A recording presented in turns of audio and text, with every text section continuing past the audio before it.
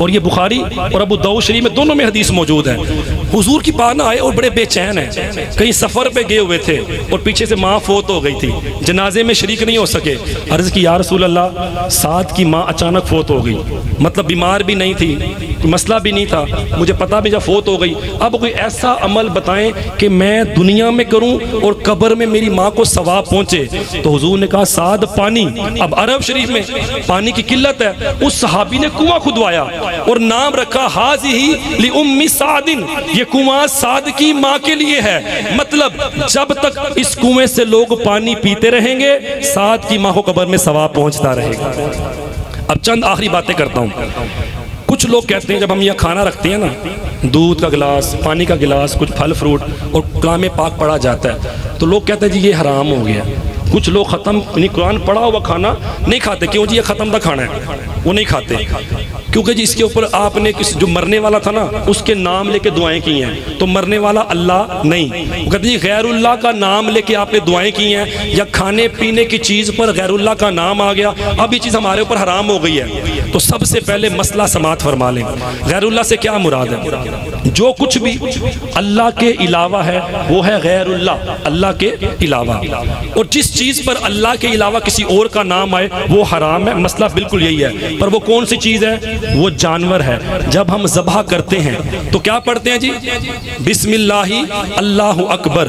अब जो बंदा ज़बह कर रहा है बिस्मिल्लाहि अल्लाहु अकबर की जगह किसी और का नाम पड़ेगा, तो अब ये चीज़ हराम है कि गैरुल्लाह के नाम पे ज़बह की गई। सुन्नी हज़रात दाता साहब के नाम, गौसे पाक के नाम, बाबा मुल्क शाह वली सरकार के नाम देगे बांटते हैं, नियाज करते हैं। अब लोग बोलते हैं जी जानवर आप लाए थे तो आपने दाता साहब के नाम पे ज़बह किया, ये हराम हो गया। भाई जब छुरी फेरी थी तब बिस्मिल्लाहि दाता साहब नहीं पढ़ा गया था, बिस्मिल्लाहि अल्लाहु अकबर पढ़ा गया था, तो खाना हलाल हो गया, जायज़ हो गया। अगर इस बात पे तुम कायम हो कि इस पे अल्लाह के अलावा किसी और का नाम आता है, तो भाई फिर तुम्हारी कोई भी कुर्बानी कबूल नहीं हो जो इस साल की है। जानवर लाते हो ना, पूछते किसके नाम जी? अम्मा दे नाम है, ये अब्बू के नाम का है जी, मेरे नाम का, तो आपके नाम का नाम जानवर पे आ रहा है, तो ये गैरुल्लाह नहीं। आप बोलोगे नहीं जी मैं तो ज़िबा तो अल्लाह के नाम पे कर रहा हूँ, तो भाई दाता साहब के नाम का जानवर हो, किसी वली के नाम का जानवर हो, ज़बह अल्लाह के नाम पे किया जाता है। और अल्लाह क्या फरमाता है? सूरह अनआम आयत नंबर 118, अल्लाह फरमाता है फकुलू मिम्मा ज़ुकिरा स्मुल्लाहि अलैहि इन कुंतुम बिआयाति मुमिनीन। अरे खाओ उसमें से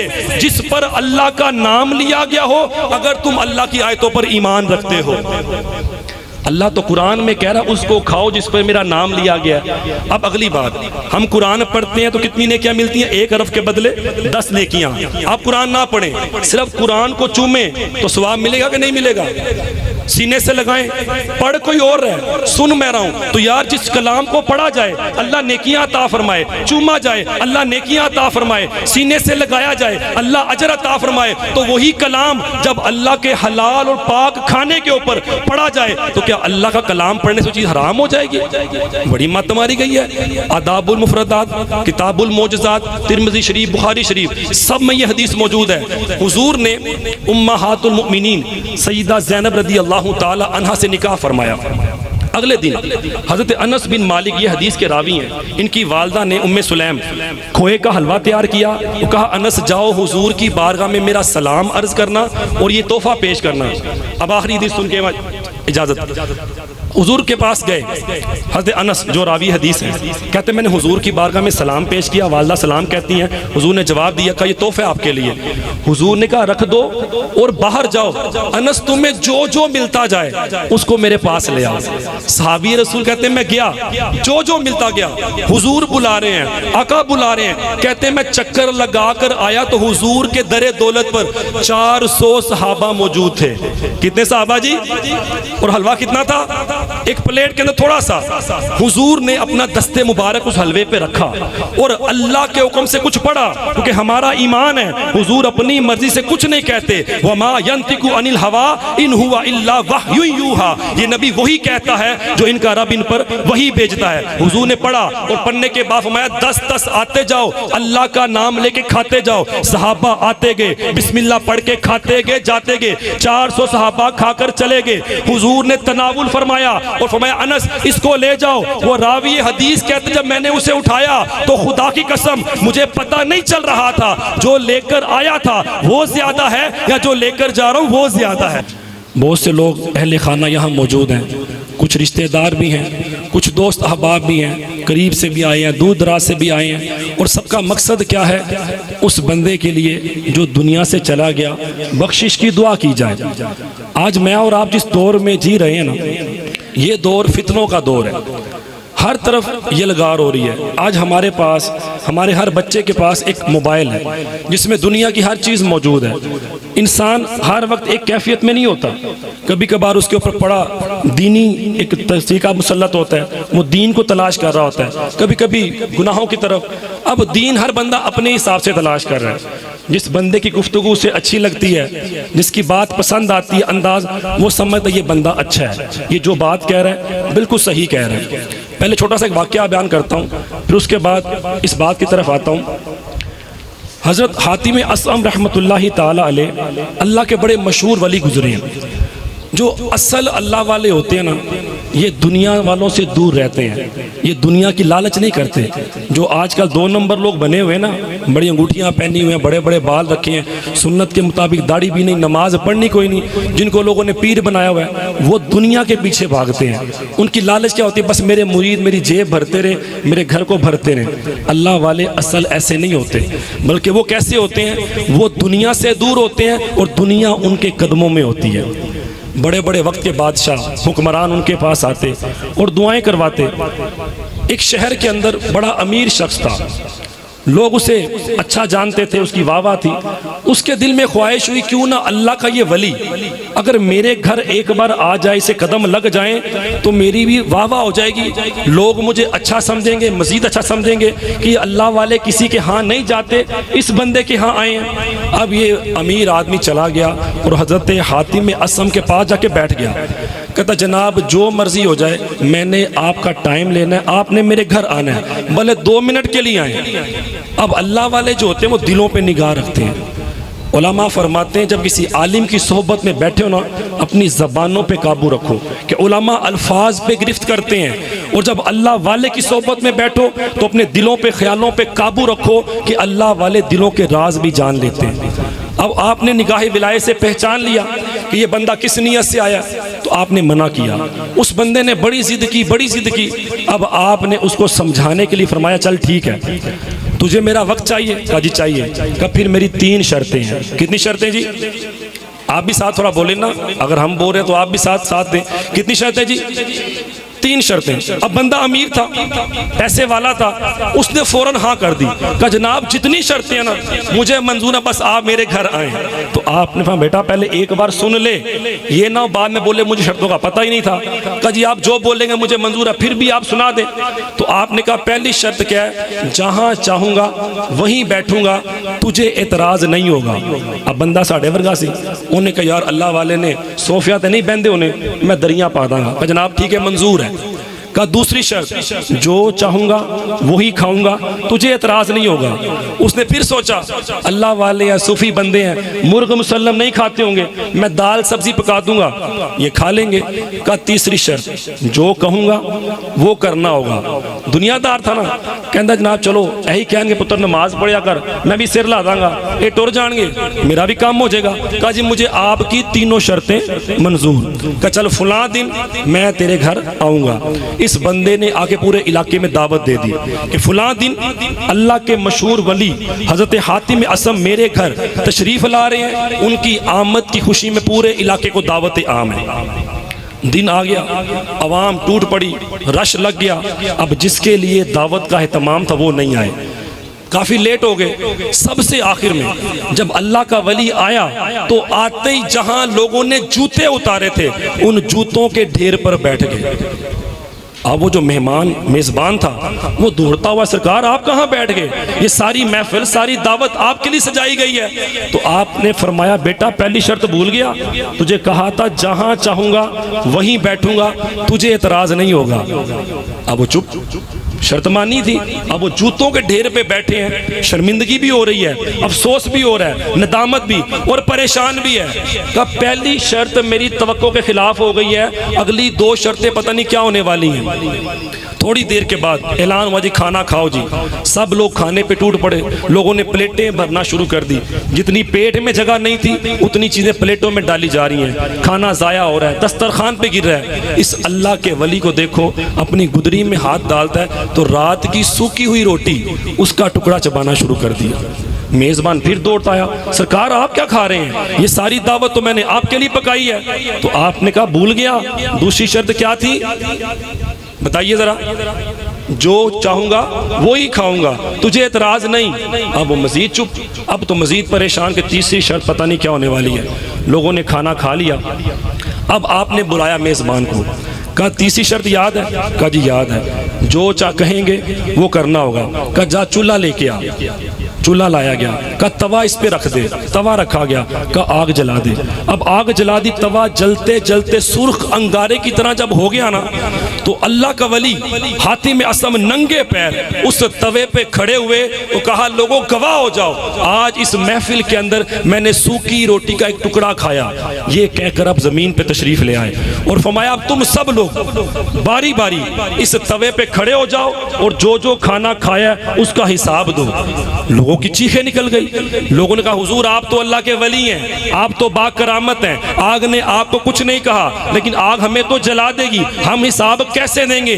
तब आपने फरमाया आज एक वक्त तुम हिसाब नहीं दे सकते, कल क़यामत का दिन 50,000 साल का होगा। सूरज 1.25 मील पर रहकर आग बरसा रहा होगा, तांबे की तरह दहकती हुई जमीन होगी, नंगे पांव तुम्हें खड़ा किया जाएगा। वहां 4 सवाल किए जाएंगे, जिंदगी किस काम में गुजारी, जवानी किस काम में गुजारी, माल कहां से कमाया, कहां खर्च किया, अपने इल्म पर कहां तक अमल किया। जब तक इन 4 सवालों के जवाब नहीं दे पाओगे तब तक तुम पांव हटा नहीं पाओगे। तो आज तुम इस तवे पे खड़े नहीं हो सकते, तो कल क़यामत के दिन तुम में कौन सी करामत आ जाएगी कि वहां खड़े होकर हर सवाल का तुम जवाब दे पाओगे? अब वही सवाल जरा मैं और आप अपने गिरेबान में झांकते हुए सोचें कि जिंदगी किस काम में गुजारी। किसी की उम्र यहाँ 50 साल होगी, किसी की 60, किसी की 30, किसी की 20, कोई 10 साल का भी होगा। हर बंदा अपने आप पे गौर करे, मैं जो जिंदगी गुजार रहा हूँ क्या वो अल्लाह की फरमा बरदारी के मुताबिक, कि रब ने जो काम करने का हुक्म दिया मैं वो कर रहा हूँ, और जिस काम से रब ने बाज रहने का हुक्म दिया मैं उससे बाज हूँ? अगर तो जवाब ऐसा है तो आपको मुबारक कि आपका पहला जवाब क्लियर है। लेकिन अगर आपके सवाल के जवाब में ये है कि मैं रब के फरमान के खिलाफ चलता हूँ, रब कहता है नमाज कायम करो, मैं नमाज पढ़ता नहीं, रब कहता है झूठ नहीं बोलना, मैं झूठ पे झूठ बोलता हूँ, रब कहता है गीबत चुगली नहीं करनी, मैं धड़ाधड़ गीबत चुगलियां करता जा रहा हूँ, माल हड़प कर रहा हूँ, रिश्तेदारों के हुकूक तलफ करता जा रहा हूँ, अगर हर जवाब में रब के खिलाफ चल रहा हूँ तो भाई फिर मेरा पहला सवाल ही दुरुस्त नहीं, तो मैं अगला पेपर कैसे दूंगा? फिर अगला सवाल होता है जवानी किस काम में गुजारी। हालांकि सोचें पूरी उम्र के अंदर जवानी तो मौजूद है, लेकिन फरमाया गया कि जवानी का सवाल इसलिए अलग से हुआ कि बुढ़ापे में तो इंसान इबादत करता ही करता है, कोई काम नहीं, लेकिन जवानी में जब मसरूफियात है, स्टडी को जा रहा है, जॉब पे जा रहा है, बच्चों को पाल रहा है, उसके साथ साथ वक्त निकाल कर अगर नमाज पढ़ने आता है, इबादत की तरफ आता है, तो जवानी का एक सजदा बुढ़ापे के 70 सजदों से अफजल है। अल्लाह को जवानी की इबादत बड़ी पसंद है, बुढ़ापे की भी इबादत कबूल है, पर जो जवानी में इबादत की जाएगी ना उसका अजर अल्लाह ज़्यादा अता फरमाएगा। फिर तीसरा सवाल होगा अपने इल्म पर कहाँ तक अमल किया। अब यहाँ पे मेरा ज़रा सवाल सुनिएगा ध्यान से।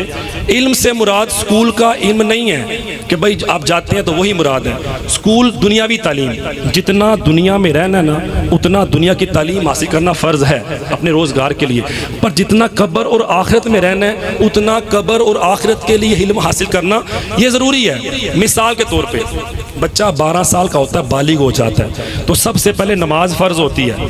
अब नमाज फ़र्ज़ तो नमाज के अहकाम सीखना फ़र्ज़, 6 शराइत नमाज की, 7 फ़राइज़। मैं छोटी सी बात करता हूँ, हम सजदा करते हैं ना तो नबी पाक ने फरमाया मुझे 8 हड्डियों पर सजदा करने का हुक्म दिया गया है। कितने नमाजी यहाँ बैठे हैं कि जिनको 8 हड्डियों का पता है कि किन 8 हड्डियों पर सजदा करना फ़र्ज़ है। अगर एक भी हड्डी ज़मीन पे ना लगी, 7 हड्डियाँ लगी हैं, तब भी सजदा नहीं होगा। सजदा नहीं हुआ तो नमाज ही नहीं, जब नमाज ही नहीं हुई तो इबादत किस काम की?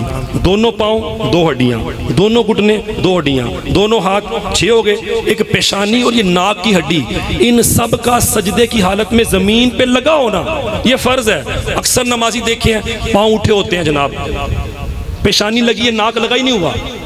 अब ये बताएं, जब इस तरह नमाज पढ़ रहे हैं तो क्या कबूल होगी?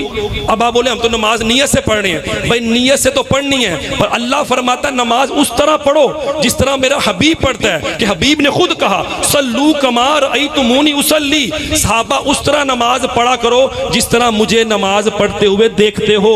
तो अल्लाह की बारगाह में नमाज वो कबूल जो नमाज हुजूर की नमाज के मुशाबत होगी। अगर अपनी मर्जी से नमाज पढ़ते जाओ तो फिर बंदा बोले बेवुज़ूई नमाज पढ़ लिए, सजदे करने ना भाई। हर चीज़ की सिस्टम बनाया अल्लाह ताला ने। फिर आज जिस जगह हम बैठे हुए हैं इसे कहते हैं इसाले सवाब की महफिल। अब वो पहला सवाल जो मैंने कायम किया, आज दुनिया कहती है भाई ये तो जायज़ ही नहीं, ये सुनिया ने अपने को बनाया था बिद्दत शिरक। भाई कुरान भी पढ़े और हदीस, तो आपको मालूम हो कि क्या ये कुरान और सुन्नत के ऐन मुताबिक है या नहीं। मैं और आप यहाँ बैठे हैं, हुजूर की हदीस सुन लें। नबी पाक फरमाते मेरी उम्मत के कई लोग ऐसे होंगे जब कब्रों में जाएंगे तो गुनाहगार होंगे, कब्रों में जाएंगे तो गुनाहगार होंगे, लेकिन जब कब्रों से उठाए जाएंगे तो जन्नती होके उठे जाएंगे। सहाबा ने पूछा या रसूल अल्लाह ये कैसे? कब्रों में जाएंगे तो गुनाहगार होंगे, जब उठाए जाएंगे तो जन्नती। हुजूर ने फरमाया सहाबा जो बंदा दुनिया से जाएगा या तो उसके माँ बाप पीछे होंगे या औलाद पीछे होगी, तो जब वो माँ बाप या औलाद नमाज पढ़ते हैं रब्बना ग़फ़िरली वली वालिदैया वलिल मुमिनीन यौम यक़ूमुल हिसाब, अपनी नमाजों के अंदर अपने वालिदैन के लिए, अपने लिए और तमाम मोमिनों के लिए बख्शिश की जब दुआ मांगते हैं तो अल्लाह उन मरने वालों की तरफ से ये बख्शिश की दुआ कबूल फरमाता है, उनके गुनाह मुआफ़ फरमाता है, उन्हें जन्नत अता फरमा देता है। अब ये क्या है? किसी और के अमल से किसी और को फ़ायदा होता है। फिर कुरान की तरफ चलते हैं, 28वां पारा सूरह हशर आयत नंबर 10, अल्लाह पाक फरमाता है वल्लज़ीना जाऊ मिन बादिहिम यक़ूलून रब्बना ग़फ़िर लना वल इख़वानिनल्लज़ीना सबक़ूना बिल ईमान, वो लोग जो बाद में ईमान लाएंगे वो कहेंगे ए हमारे रब हमें बख्श दे और हमारे उन मोमिनों को बख्श दे जो हमसे पहले ईमान में सबकत ले गए। कुरान की आयत ये बताती है कि जिंदा मोमिनों का मरे हुए मुसलमानों के लिए बख्शिश की दुआ करना कुरान की तालीमात में से। और जो हम सब क्यों बैठे यहाँ पर? अपने नासिर भाई के लिए दुआ करने के लिए आए हैं कि चलो उनके लिए दुआ करेंगे, अल्लाह करीम हमारे लिए भी फ़ायदा फरमा देगा। फिर उसके बाद अल्लाह ताला कुरान पाक की दूसरी आयत जो मैंने अभी पढ़ी, इब्राहीम अलैहिस्सलाम की दुआ, सूरह इब्राहीम आयत नंबर 41, रब्बना ग़फ़िरली वली वालिदैया वलिल मुमिनीन यौम यक़ूमुल हिसाब। अब जरा गौर कीजिएगा, आज लोग एतराज़ करते हैं कि आप मरने वाले के लिए बख्शिश की दुआ क्यों करते हैं? इब्राहीम अलैहिस्सलाम हमसे 5000 साल पहले दुनिया से चले गए और 5000 साल पहले ये दुआ फरमा के गए। तो इब्राहीम अलैहिस्सलाम की दुआ क्या है? मरने वालों के लिए नहीं, या अल्लाह मुझे बख्श दे, मेरे माँ बाप को बख्श दे और तमाम मोमिनों को, मतलब वो मोमिन जो क़यामत तक अभी पैदा होंगे, क़यामत तक आने वाले हैं। तो इब्राहीम अलैहिस्सलाम तो ये बता रहे हैं तुम मरे हुओं की बात करते हो, जिंदों के लिए और दुनिया में जो अभी आए नहीं उनके लिए भी बख्शिश की दुआ करना अल्लाह के नबी इब्राहीम अलैहिस्सलाम की सुन्नत मुबारक है। तो कुरान तो वाज़े अल्फाज में कहता है कि जो दुनिया से चले गए उनके लिए बख्शिश की दुआ करना बिल्कुल जायज़ है। पर कुछ लोग हैं जो कुरान को भी नहीं मानते कि हदीस में दिखाएं, बुखारी में दिखाएं। नबी पाक की हदीस है बुखारी शरीफ अदाबुल मुफ़द्दल बुखारी सफ़ा नंबर 9, हुजूर फरमाते हैं क़यामत का दिन होगा, एक शख्स अल्लाह की बारगाह में आएगा, वो देखेगा उसकी नेकियां पहाड़ के बराबर हैं। वो अर्ज़ करेगा मेरे मौला इतनी नेकियां तो मैंने की नहीं, ये नेकियां मेरे नामा अमाल में कहाँ से आ गई? तो रब फरमाएगा मेरे बंदे तेरे मरने के बाद तेरा बेटा तेरे लिए बख्शिश की दुआ करता था, ये सारा उस बख्शिश की दुआ का सवाब है। तो बेटा अगर बाप की तरफ से बख्शिश की दुआएं करता रहे तो अल्लाह ताला बाप को पहाड़ के बराबर नेकियां अता फरमाता है। तो लोग कहते हैं जी बख्शिश की दुआ करना जायज़ नहीं। अब हुजूर का जो फरमान है, आज लोग मानते हैं जी हुजूर को तो इल्म गैब ही नहीं है, कब्र में क्या होगा पता ही नहीं। हुजूर फरमाते हैं मिशकात शरीफ सफ़ा नंबर 206, हुजूर फरमाते हैं मुर्दा जो है ना ये कब्र के अंदर ऐसा होता है जैसे कोई बंदा पानी में डूब रहा हो और फरियाद कर रहा हो मुझे बचाओ मुझे बचाओ। फिर जिस तरह पानी में डूबने वाला बचाने की फरियाद करता है, तो मुर्दा कब्र के अंदर रहता हुआ ध्यान पीछे होता है, कब मेरी माँ बाप बहन भाई जो दुनिया में रह गए उसके लिए बख्शिश की दुआ करें। फरमाते हैं हुजूर ने कहा सुन लो, मुर्दे के लिए जब मरने वालों की तरफ से जिंदा लोग बख्शिश की दुआ करते हैं तो पूरी दुनिया एक तरफ रख दी जाए, उतनी खुशी मुर्दे को नहीं होगी जितनी खुशी उसको उस दुआ के सवाब से पहुंचेगी।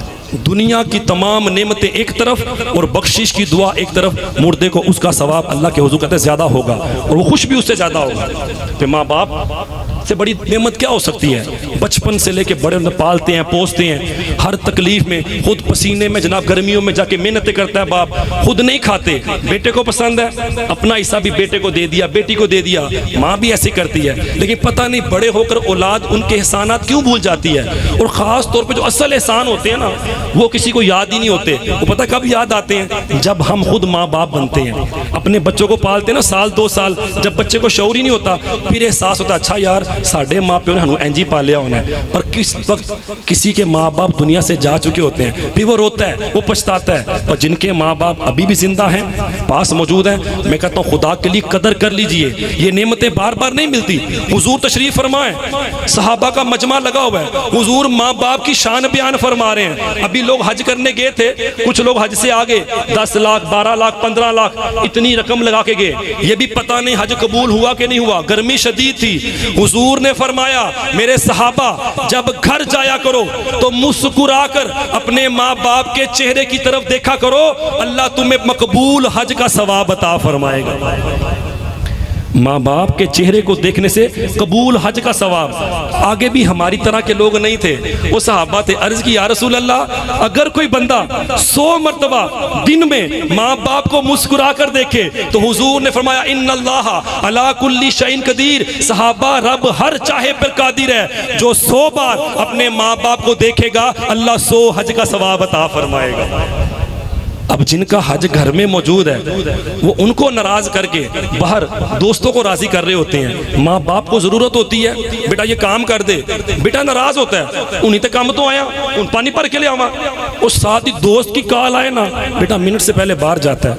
यार वो दोस्त जो क़यामत में काम भी नहीं आएगा, पता नहीं क्या करना है, बल्कि मरने के बाद वो खुद मिट्टी तले दफन करके भाग जाएगा, उसके बाद पता नहीं सदियों में कभी दोबारा वो चक्कर कब्र पे लगाए या ना लगाए। पर माँ बाप ऐसा दिल, आप घर से बाहर हैं काम काज पे हैं, हर वक्त माँ का दिल दुआ कर या अल्लाह मेरे बेटे की हिफाजत करना। जब घर जाते हैं ना उस वक्त अगर माँ सामने हो तो कभी माँ के चेहरे को देखिएगा, उसकी चेहरे पे खुशी होती है कि शुक्र है मेरा बेटा सलामती से वापस आ गया। अब एक सहाबी मौजूद थे, अब वो भी सुन रहे हैं, उनके माँ बाप फौत हो चुके थे। हुजूर ने फरमाया जो घर जाए बाप का हाथ चूमे और माँ के पैरों को बोसा दे तो समझ ले उसने जन्नत के नीचे वाली और ऊपर वाली चौखट को चूम लिया। सहाबी रोई जा रहे हैं, अर्ज की या रसूल अल्लाह मैंने तो अपने माँ बाप को देखा ही नहीं, वो तो फौत हो चुके मेरे पैदा होने से पहले ही, मुझे पता नहीं कहाँ कब्रें हैं उनकी। हुजूर ने कहा 2 लकीरें लगाई, हाथ में छड़ी मुबारक थी, कहा समझ ये तेरे बाप की कब्र है और समझ ये तेरी माँ की कब्र है। बाप की कब्र की पेशानी की तरफ और माँ की कब्र की कदमों की तरफ बोसा दे ले, अल्लाह तुझे जन्नत चूमने